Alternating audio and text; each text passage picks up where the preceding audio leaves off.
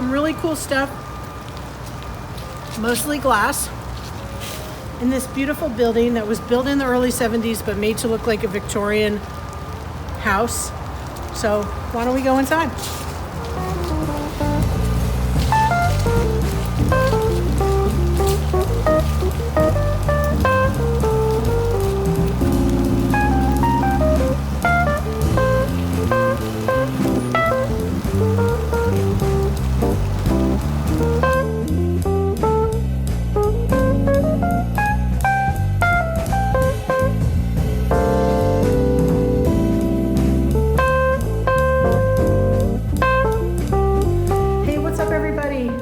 Today with Miss Kristin Qualls, who is the Director of Exhibitions and Collections at the Museum of American Glass at Wheaton Arts Cultural Center. Let's give her a big hand for that title. Woo!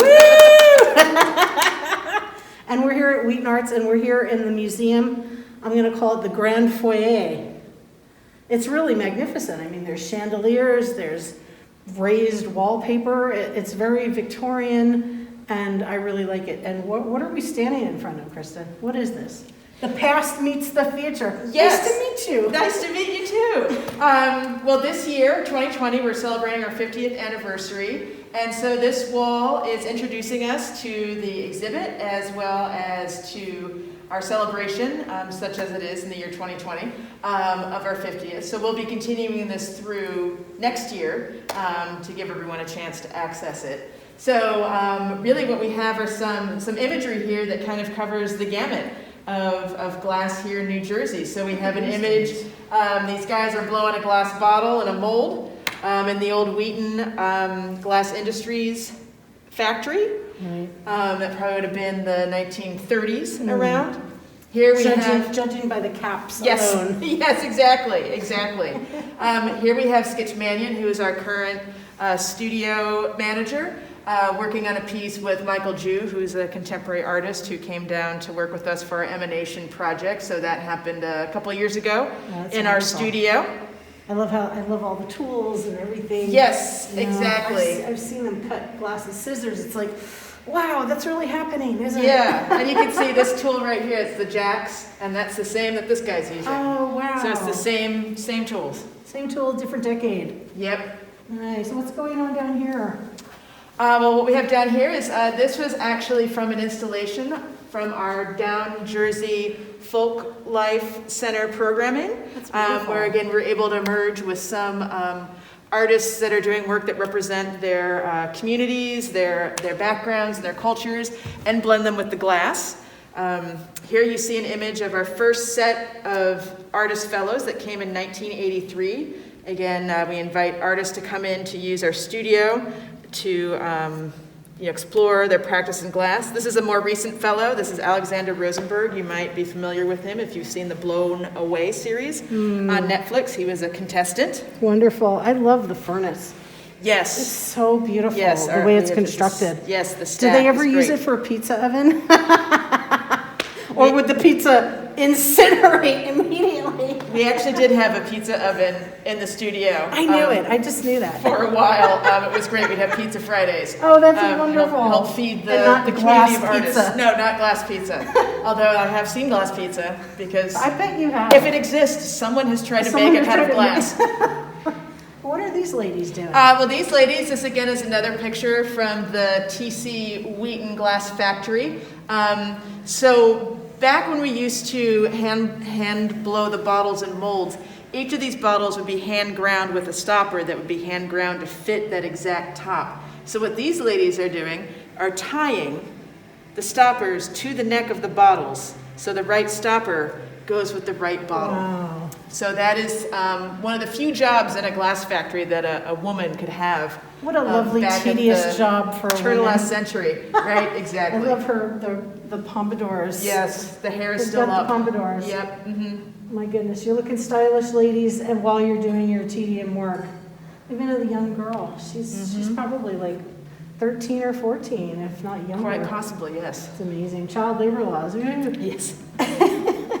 So can you tell us a little bit about what Wheaton Arts is all about. How did it come to be? And it's amazing, and I really love it here. Well, great. Thank I you won't so stop much. gushing. I hope you know. I won't stop you. I'm an artist of many mediums myself, and just to be surrounded by folks' creativity really just does it for me. So. Great. Well, that's why we're here now, to celebrate and explore creativity. So we started because T.C. Wheaton, back in 1888, started the T.C. Wheaton Glass Factory. He had been a pharmacist, realized he could cut out the middleman and getting those bottles to put his medicine in, and shifted over to the glass side.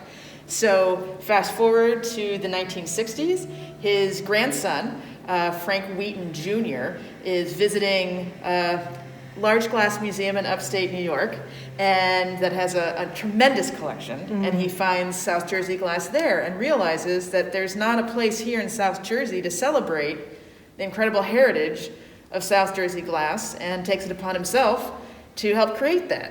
Hence the idea of Wheaton Arts, or Wheaton Village as it was then known, was born.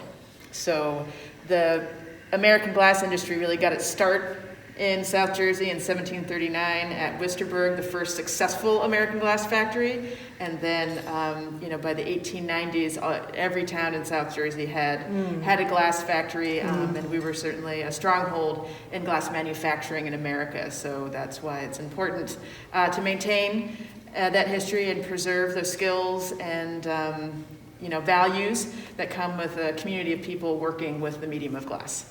Now, I was fortunate enough to go out to Detroit last year to pick up my diploma for my Master's of Library Science. Congratulations! Thank you, because I went online and I was like, I need a road trip. So I went and walked in my ceremony and all that stuff. And I took a day and I went to the Henry Ford Museum. Yes. And this smacks a little bit of the Henry Ford Museum in terms of creating an actual village or a place where you can go and sort of be immersed in the day, whatever the day that was. But Henry Ford wanted to recreate his whole childhood and life, and other people's. He kind of co-opted other people's childhoods and life, like the Wright brothers and Edison, But this reminds me of that. That gives me a little flavor of that. Yes, absolutely. The idea of an industry magnate wanting to create a historic, nostalgic, historic place. Where there were no political issues or no problems. Exactly.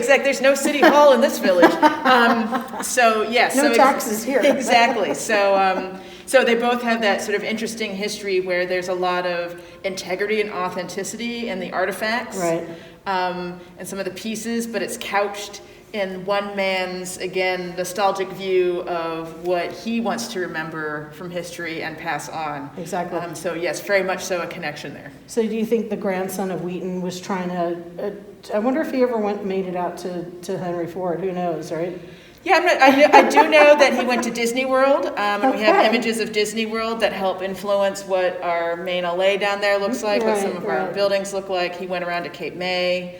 He went to Sturbridge Village. He went to Williamsburg, which is Rockefeller. Oh, my goodness. So again, this idea of an industry magnate developing a historic village. And this building, it was built in the 1970s. Okay, this early 70s, and it's Victorian, out the wazoo. Absolutely. Again, the 70s were, approaching bicentennial fever. That's right. And so it's a popular way of displaying celebrate. History is having these faux historic interiors. So it's kind of it's a set piece. Well, in this gallery, we're looking at some of the earlier glass. Again, we're the Museum of American Glass, looking at that American history. Right. So in these pieces, you can see this early green glass. New Jersey was very successful at glass making because we had the sand, we had the trees for the furnaces, and the potash that was another ingredient.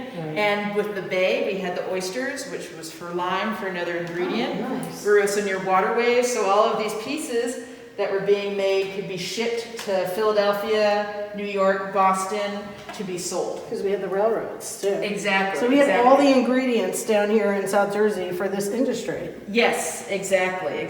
So this is early colonial and early 1800s glass. Beautiful. So what's this all about? So one of the interesting things about all the factories that were in South Jersey is that the glass blowers were allowed to make their own items on their off time, so on their lunch hours or afterwards. So these are examples of pieces that were made by local glass blowers. This is John Roulander. Wow. You can see this is a 16-part decanter. Wow. So there's 8 bubbles on bottom and 8 bubbles on top. Each That's a separate incredible. container. Like a chamber. Exactly. Right? So he's Wow. he's with a little stopper. Those Exactly. little So stoppers? he's showing off how good he is with his glass skills. It's beautiful. Over here we have some pieces by Ralph Barber. He also worked in Whittle Tatum and Wheaton, as well as up at the Vineland Flint Glass Works, and he was well known as the country's best X-ray tube maker. Oh my goodness. But you can see this is him on his spare time. On his spare time, so you can see he's taking those skills of how to manipulate the glass learned by making X-ray tubes and creating these decorative pieces using different techniques that he'd seen on his free time. That's beautiful. Made by in Vineland by him in the 20s. Yep. That's wonderful. Now, I'm nothing if not whimsical, so the word whimsy really does it for me. Yes, again, these are the pieces made at the glass blower's whim in the after hours or over lunchtime. I mean, just amazing stuff, like rolling pins. Yes, they would have made things, handy for home, like rolling pins and sock darners back when we used to actually repair socks. Toys for kids, which you can see those turtles. Beautiful vases that could be given away as gifts. A trumpet. Yes. And it was given in memory of Helen and David Horn. So I don't know if they did that on purpose. And then some lovely tobacco smoking appurtenances, if you will. Don't do this at home, kids. Yes, and those often would be, again, you could use them to barter. And the days before everyone was literate, they could be hung on the sign of the tobacconist. That's right. So people would know it was a tobacconist. Visually associate the craft or the Yes, the exactly. product. And then I'm sure, I'll make you this really nice pipe if you If give you me give a me pouch that. of tobacco. Exactly. Or that cake. Oh my goodness. Oh, I love this. What is it? I don't know. What is it? Well, to me, that looks like an iron. Yes, that would have been from World War II when the metal was being Nice. used to make tanks and planes. And the metal factories asked the glass factories if they could make items out of glass that, again, traditionally would have been metal. So Corning made this iron. It came in red, green, and blue, so you can get one really to match beautiful. your decor. But the bottom of it, is that glass or is that No, metal? that's still That's metal. the only thing that's metal, Yeah. whereas the whole thing would have been made of metal. Exactly. And them tiniest little jars. Yes, tiny little teardrop bottles to collect your teardrops in. Aw, I need a bigger bottle. Well, this exhibit is celebrating our 50th anniversary, so we're using items from the museum's collection. And as I was looking through the pieces that have been made here by the artists who have been visiting or as fellows, I noticed a lot of them referenced hands and tools. So the idea that all the historic stuff we've been looking at was made by someone using their hands. It wasn't automated. You might have had a press or a machine involved, but it was made by someone with skills with the medium. So what we see here are different representations of hands. That piece that has the sand on it, for example, is the glass blower who's taken sand and actually gripped it and used that as a mold Wonderful. for the glass. So you actually have your handprint in the glass, which again, as a medium, you can't touch directly, is an interesting way of leaving her mark. These pieces are by Donald Lipsky. He enjoyed that Art Nouveau collection, especially the Durand items that were made down here in South Jersey and Vineland. So he worked with our studio to recreate some of those shapes and patterns, but he wanted to remember these precious collectibles, again, were all made by someone. And so he's sort of violently reminding you. Violated Art Nouveau. Exactly. I love how the saw is sticking out a bit and making the glass kind of go with it. Bulge out a bit. Yes, so this is his... his way of expressing that, again, all of this stuff in this museum, someone's creativity and hands were involved with the creation of it. It's just incredible. Creation defined. That's really interesting with the bees, the imprint of the bees, the honeycombing. Yes, and there's a couple of different techniques in there with some screen printing on the glass. Like the honeycomb up in the tube too. Yeah. It's really neat. This is very cool. I like that brush a lot. Yeah, absolutely. Absolutely, using the glass as bristles. You know, maybe I'd get my big head out of the way so you get a good shot. Wow. That's very cool.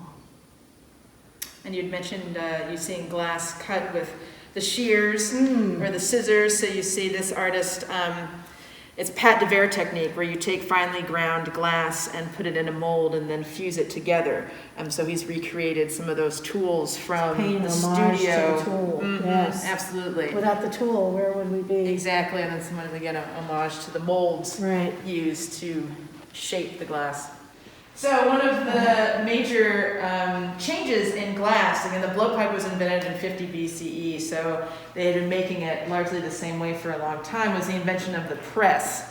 So the press allows you to pour glass into these molds and then press down into it, and that creates both a shape and a pattern on the glass. So it's a hot process to create the glass pieces. And who makes the molds? Exactly, so there would be foundries, some of them associated with the glass factories. So someone would design it, then someone would make a wooden model, then that wooden model would go to the foundry where then they cast the metal, and then someone gets to go in there and burnish off all the little extra bits. So the molds in and of themselves are pieces of art to me. Right, definitely. The whole machine is a piece of art. Yes. But the molds, yes, absolutely. And from that, we have glass like this. Yes, exactly. So again, both the shape and the pattern would be impressed in the mold. And again, you still need to have a deep understanding of the material of glass to use these. The temperature had to be just right, and the metal and the glass, exactly how much to put in, when to pull it out. So you still really need to understand glass in order to be able to create these pieces. Yeah. Can you tell me about this very interesting item over here? Yes, the glass coffins, a short-lived phase at the turn of the last century to create, again, these large-scale, it's a large-scale pressing of a piece of glass. They weren't very successful because that's a very difficult process. I can also state from having helped move this piece in here that it's, oh my gosh, ridiculously it's heavy. ridiculously heavy. I do know that there is a full-sized adult one in the Corning collection, and if you would like to see one on display, you can go to Houston at the Museum of Funerary History. Here we have a child's size casket as well as the salesman's version, which came in this nice leather tote that could be carried around. So I'm just imagining, yes, ma'am. No, I am not selling vacuum cleaners today. I am selling glass caskets for your pet. That's just incredible. I mean, the work and the detail in the lining, all the cloth, the sequins, the ruching of I'm just blown away. The beads. And then the thing is made out of glass. So you're just like, huh? What? And then milk glass. I love it. Look at these babies. Yes, very popular, and part of it, is trying to copy porcelain, which would have been more expensive. So again, it's an example of glass trying to imitate other materials or other things. This is very popular in the Victorian era. I love the critters. I love all of the critters. I love this cat. The scaredy is cat. Like, why am I here? And then what's that all about? So the steer head, it's a mustard pot. So the head comes off and the tongue is a little spoon. No way. Yes. They're very, very, hen and nest is a very popular that's really neat style. You might see them, people collect them. Got a little fish boat. Yep. I mean, literally a fish boat. Absolutely, yeah. Every animal imaginable. I love the frog. Yeah, the frog is amazing. Mm-hmm. You got to get your hunting dog in there, the pointer. Mm-hmm. Oh, this is truly amazing. What a wonderful thing. That poor owl lost his other eyeball along the way there. Pendulums swing back into more natural inspirations. So you see, the plants and the more organic shapes, and A lot also of the vines and stuff. yes, and the iridization. So part of what's happening here is there's a lot of archaeology happening, and they're pulling up the old Roman bottles, and they have that sort of shiny, iridized look. Now that's because the Romans' glass was a newer technology. It had been buried underground, so it went through what we call devitrification, where some of the materials of the glass leach out and make it shiny. Tiffany Studios figured out how to do that with a spray to sort of create this iridized look that became very popular. And you can see, sort of this feathering and the color. So that knowledge is in with the glass blowers that work for Tiffany. So some of them left Tiffany and started Chisel up in Brooklyn. Ooh. So you see similarities in the color, that feathering pattern. Again, amazing glass blowers. Maybe not the world's best businessmen. Right. So the Chisel company shut down, and a number of these glass makers were hired by Victor Durand for the Vineland Flint Glass Works, and came to work here in South Jersey, creating more Art Nouveau work. So again, you see some of that feathering and some of the same colors and the same shapes coming through, because it's the same glass blowers that are traveling between the different studios. Beautiful. What a continuum. Yes. Story from Tiffany to their own to Durant. Mm-hmm. Wow. Can you tell me a little bit about the Down Jersey Folklife Center, and why does that guy say Down Jersey? Excellent question. This piece is by the De La Torre brothers, and they actually made it while they were here during one of our Folklife Center programs. The Nice. Folklife Center, which is run by Dr. Iveta Pergova, has worked with over 60 different cultures of people down here in South Jersey to look at their sort of their traditions, especially through art, both fine art and performance art, and how it translates into continuing to happen today. So this is a great example. We were doing Mexican cultures, and the De La Torre brothers are Mexican, and so they combined the sort of iconography from Day of the Dead with some of the iconography from South Jersey. Wow, what a wonderful piece. I love it, and I really love this circus piece over here as well, just because there's so much going on.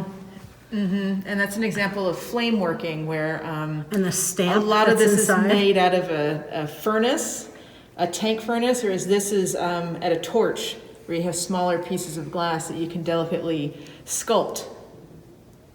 That's very cool. A great example of flame working That's wonderful. is this chess set over here. Oh, the chess set is I couldn't believe it. When I saw this, I almost fell over. This is like, I don't even know what to say. Yes, so you can see how incredibly detailed it is, and that you can get, when you get down in there with just a flame on a torch. This artist, Gianni Toso, he was a fellow here. One of his parents was Jewish, one of his parents was Catholic, and he created these chess sets as he tried to work through which religion he felt he belonged to. I think if you look at the faces, you can tell which way he went. Yeah, there's just so much detail. If you come here to the Wheaton Arts, please stop here and dig this chess set, because it is incredible. The detail involved in every single chess piece is extraordinary. And the two ladies, the female representations are very interesting as well. Yes.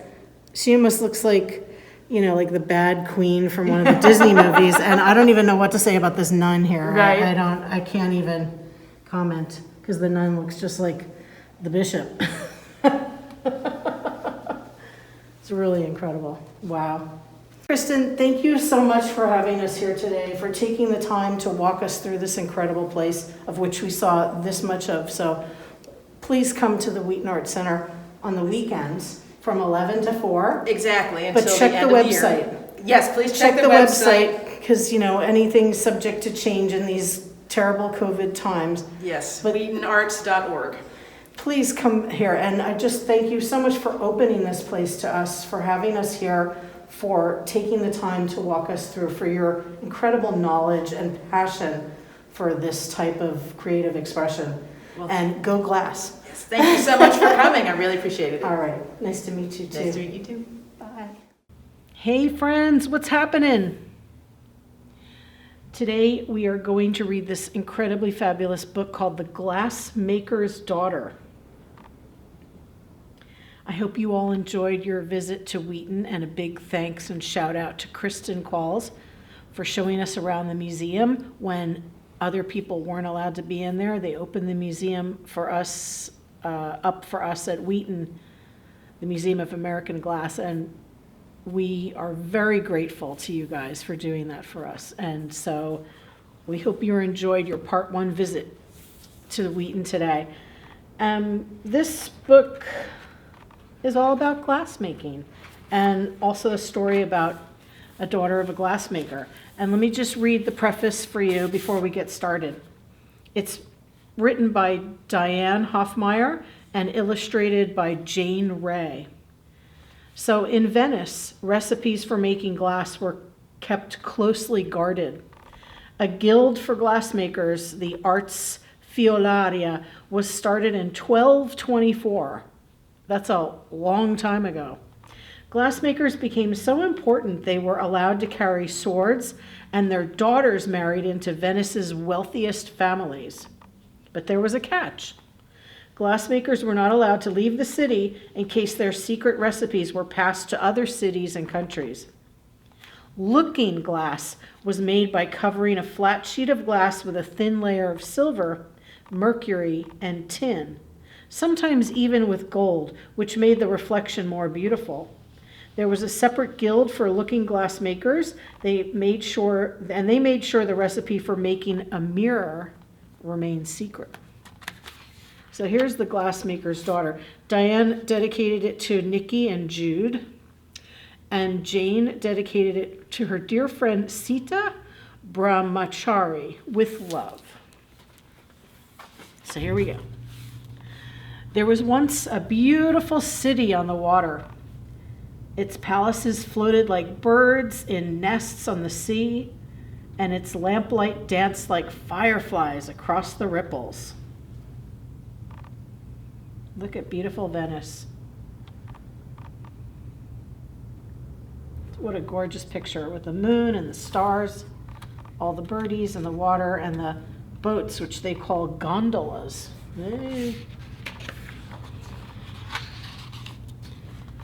Daniela, the glassmaker's daughter, lived in the shimmering city surrounded by delicate glass made in her father's furnace.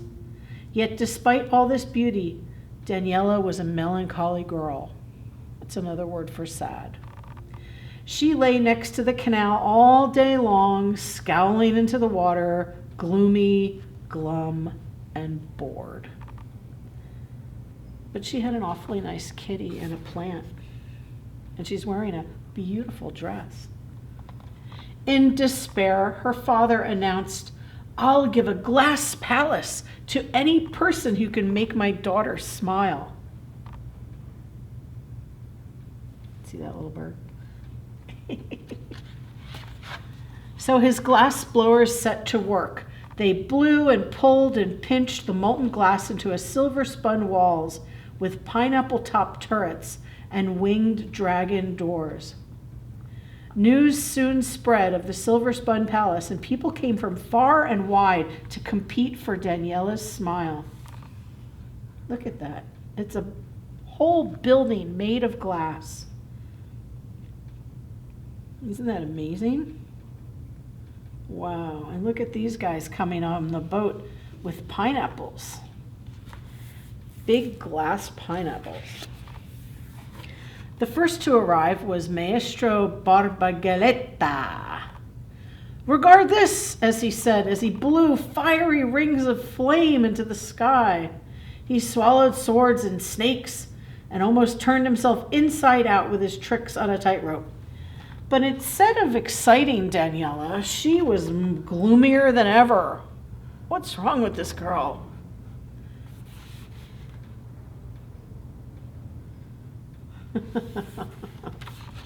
Who knows? Then the most famous of mask makers, Donna Violetta Rufina Zangara, arrived with a cabinet of masks, moons and stars and suns, one a nest of twigs with tiny jewel-encrusted birds' eggs, another a mermaid's lair lined with shells and pearls. Look at all those beautiful masks. Did you see this costume this person is wearing with the feathers? Try these, they'll bring a smile to your face, said Donna Violetta Rufina Zangara, holding up the smiliest of all her masks. But instead of delighting Daniela, she was glummer than ever. What's it gonna take?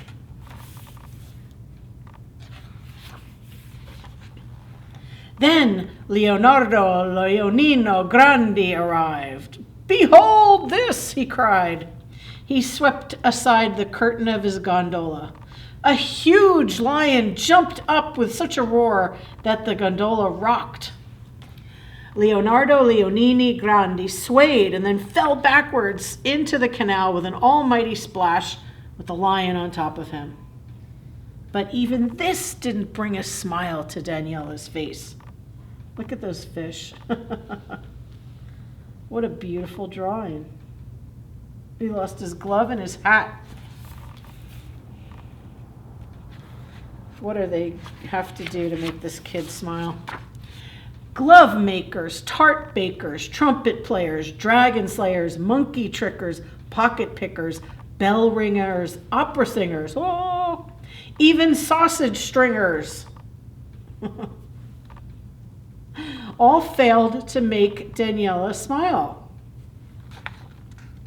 What's to be done? Her father groaned. How will such a miserable girl ever find happiness?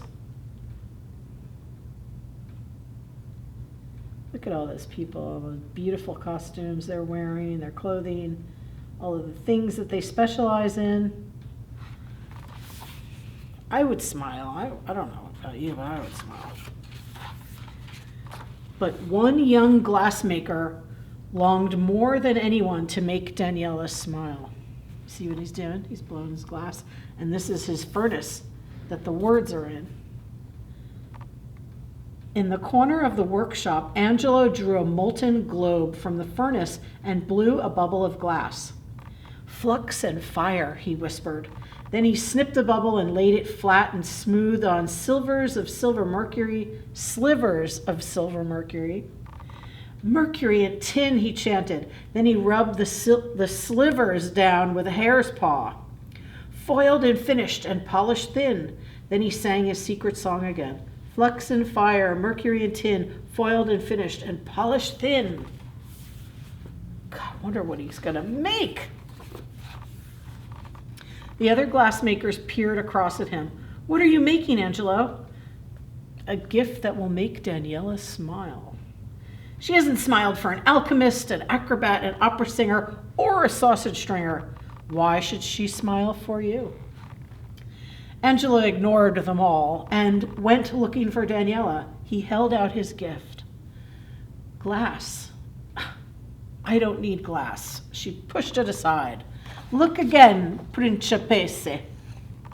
Principesse. This is no ordinary piece of glass. It's different. Look into it. Ooh, wonder what it is. Daniela scowled as she held it up to her face. What do you see? Angelo asked. I see a creature with a mouth like an upside-down slice of lemon and the eyes of a crossed dragon. Look again. She peered back at the glass. It's the funniest face in the world. Then the face started to change. The frown lines disappeared. The eyes sparkled. The mouth turned up.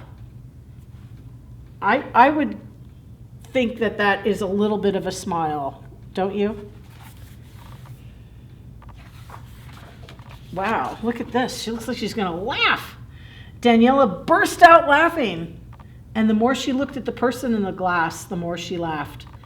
At each fresh peal of laughter, the glass began to shiver and tinkle around her. The palace quivered.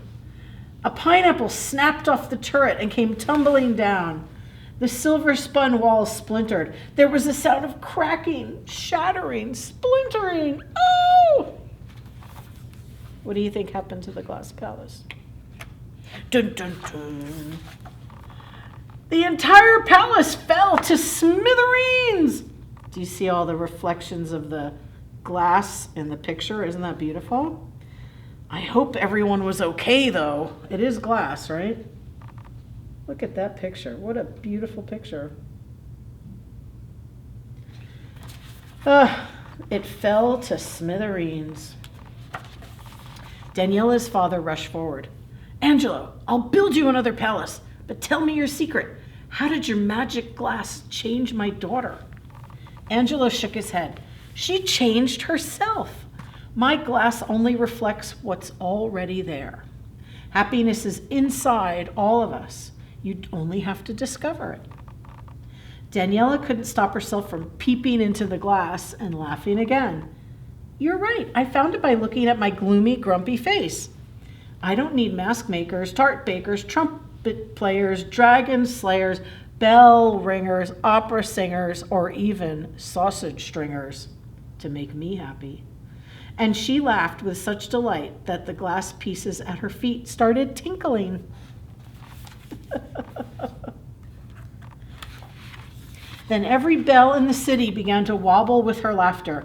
The sound pealed out until even the palaces seemed to rock on their floating nests, and all through the city people began to laugh and romp.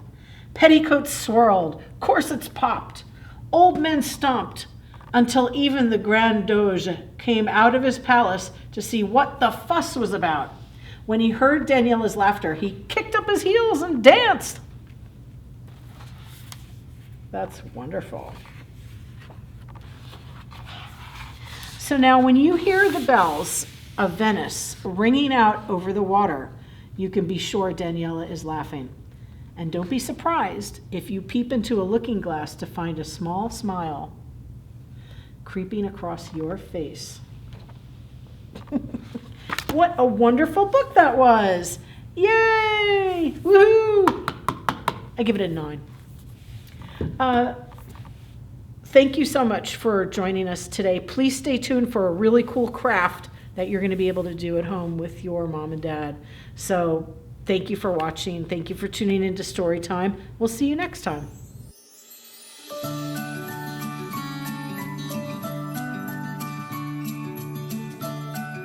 Hey everybody, what's happening? Woo! What's all this stuff over here? This is glass.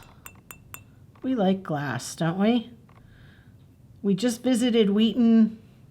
We had a wonderful time learning all about all kinds of glass.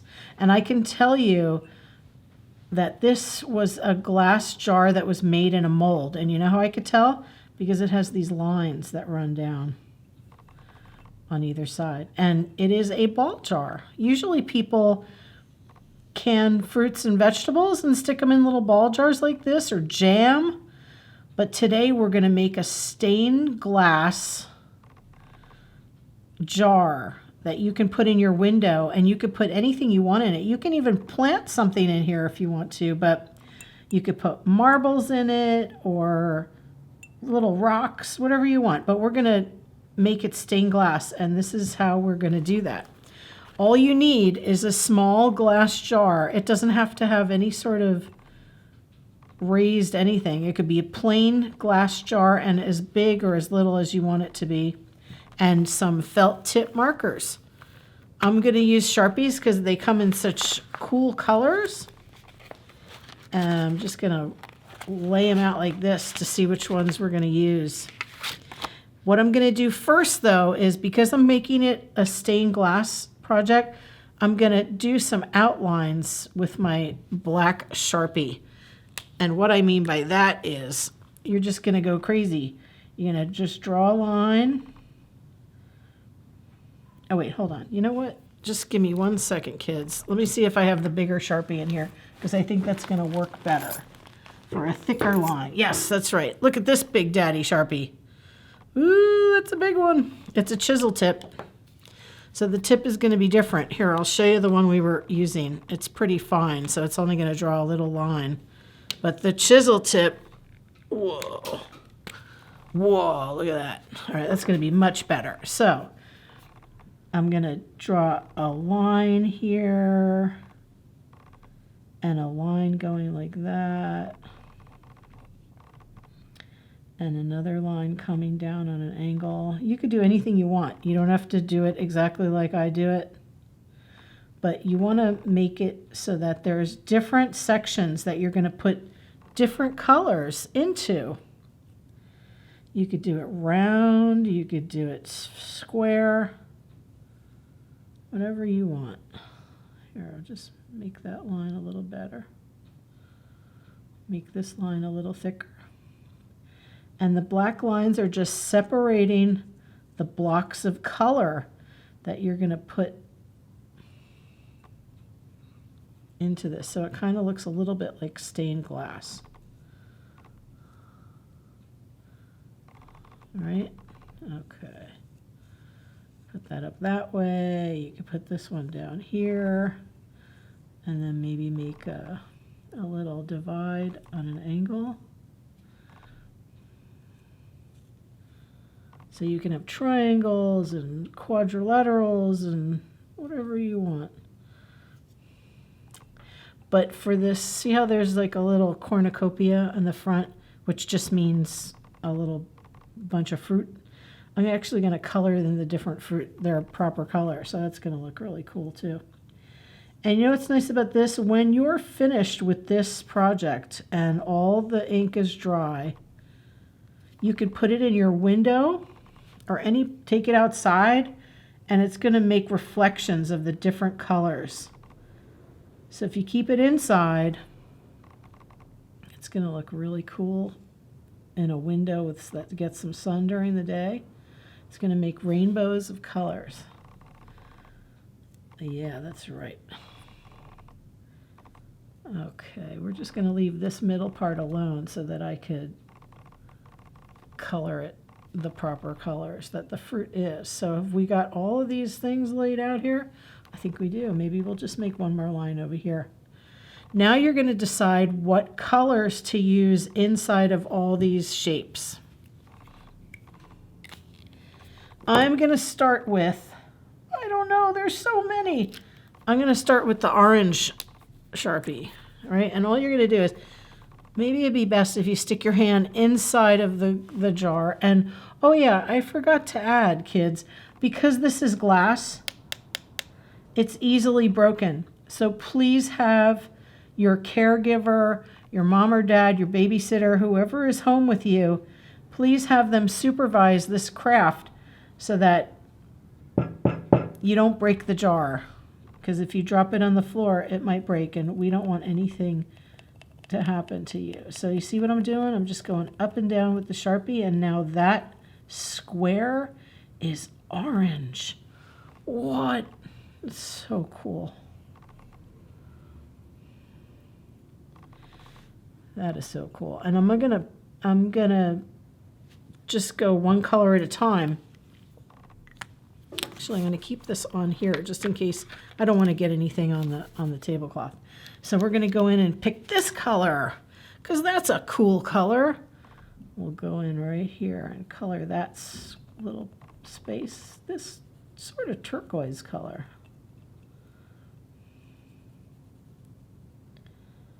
Wow, that looks really pretty. I wonder how it's going to look when the whole thing is colored in. I don't know.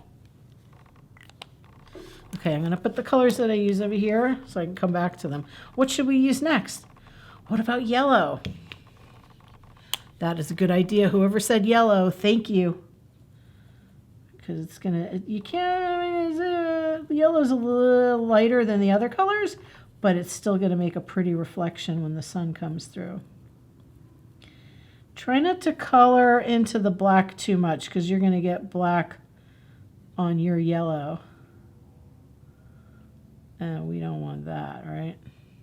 Or what you might want to do is, because you have more time at home than we have during the craft time, you might want to do the black part and then let it dry completely, say maybe for like a half an hour, and then come back and do the colored part. But I think this is okay. What about this beautiful, what would you call this?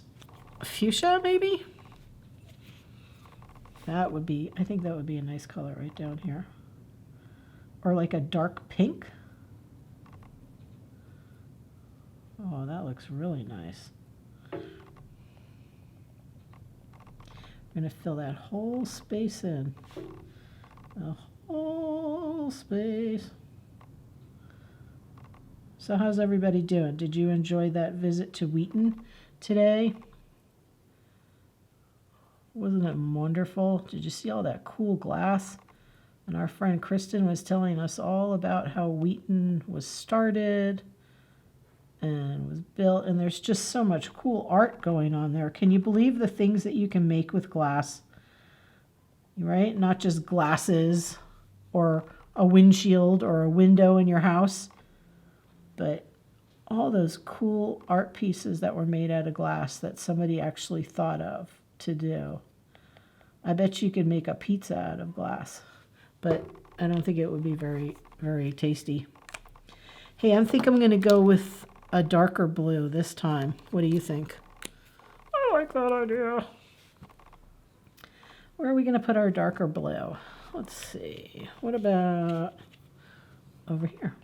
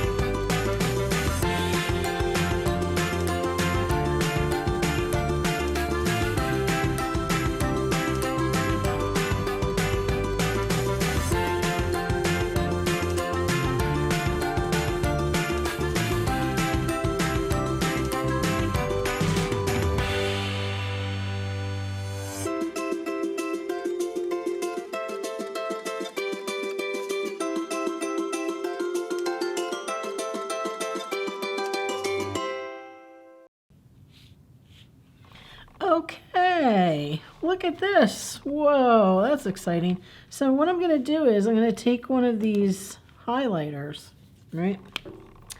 And I'm going to see how well that color is going to come out around the rim. And it's pretty light, but that's okay. So just go around. If you don't have a highlighter, it's okay. You can use whatever color you want. But I'm just experimenting to see if it would look a little different.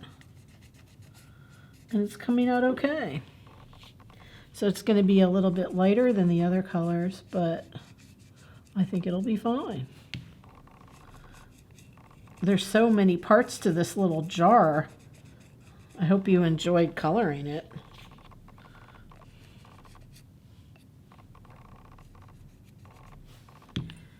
And maybe just another color for around the top. Maybe we'll use orange. I like orange. That's a nice color. And also you're going to really be able to see it. And you can even do the bottom too if you want to. You can hold it up to the light and everything will be color, color, color.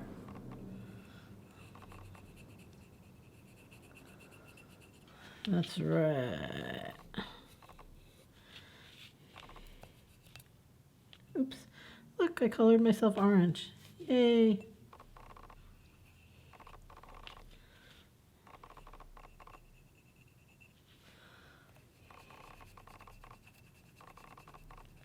Well, we certainly hope you enjoyed your visit to Wheaton today.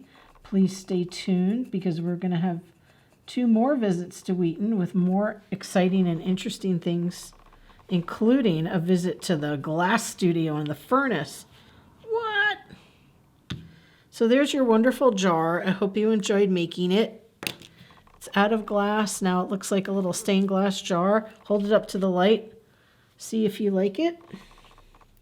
I hope you get a chance to do it. Thank you so much for tuning in today. Please subscribe to our YouTube channel if you like our story times, and stay tuned for the next fun, exciting thing with story times from the Bridgeton Library. Yay! Take care, everybody. Peace and be safe.